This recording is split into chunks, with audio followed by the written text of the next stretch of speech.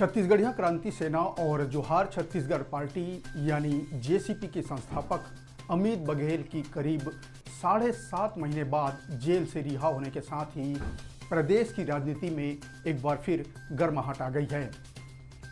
Jail के दरवाजे से बाहर आते ही अमित बघेल ने जो पहला हुंकार भरा वह आने वाले विधानसभा चुनाव में छत्तीसगढ़ियावादी सरकार बनाने का था। यह बयान सिर्फ एक राजनीतिक अतिशयोक्ति नहीं बल्कि छत्तीसगढ़ की उस ऐतिहासिक पृष्ठभूमि पर सीधा प्रहार है जहां क्षेत्रीय ताकतों को सत्ता की शीर्ष कुर्सी तक पहुंचने से हमेशा महरूम ही रहना पड़ा है। सवाल यह उठता है कि क्या बलौदाबाजार हिंसा का दाग, धार्मिक सामाजिक विवादों का घेरा और सुप्रीम कोर्ट द्वारा लगाई गई शर्तें जैसे 3 महीने तक अमित बघेल को रायपुर जिले के सीमा में प्रवेश न करने का निर्देश दिया गया है, अमित बघेल और उनकी पार्टी को तीसरा विकल्प बना पाएगी या यह प्रयोग भी अतीत की भांति इतिहास के पन्नों में दर्ज होकर रह जाएगा। अमित बघेल का विवादों से चोली दामन का साथ रहा है जिसके चलते उन्हें कई दफा जेल की हवा खानी पड़ी।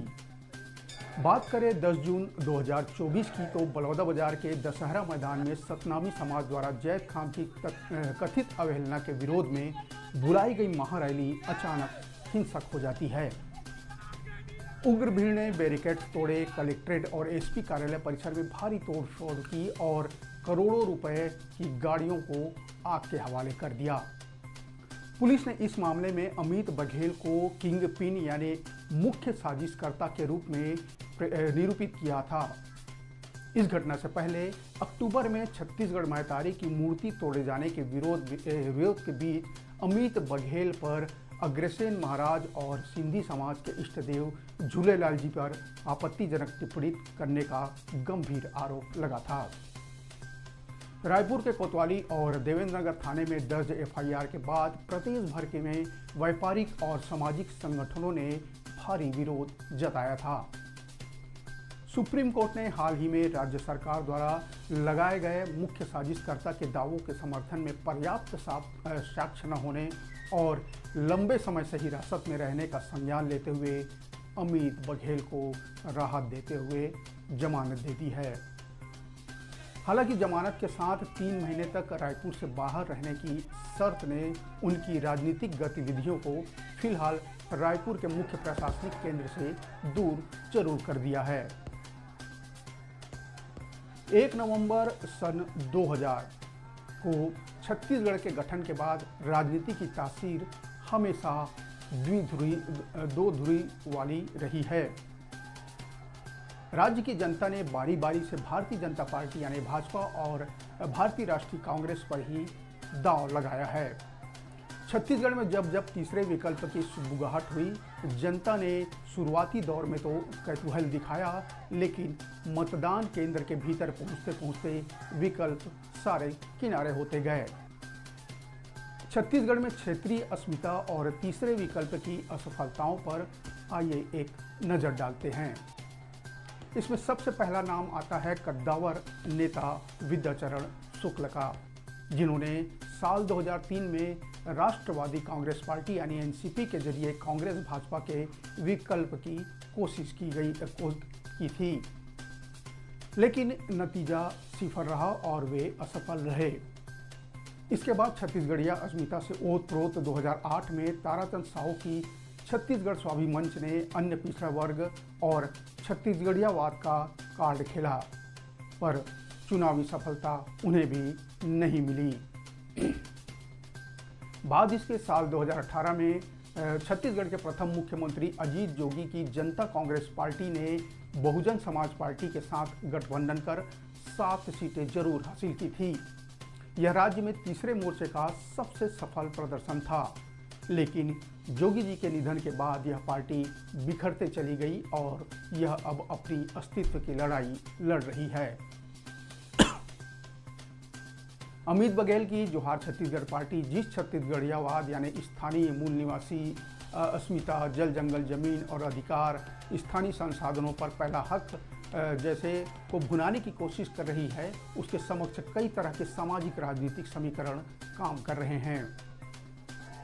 कांग्रेस ने भूपेश बघेल के कार्यकाल में छत्तीसगढ़िया संस्कृति, तीज त्योहार और बोरेवासी को प्रशासनिक और राजनीतिक मुख्यधारा में लाकर खड़ा कर दिया था।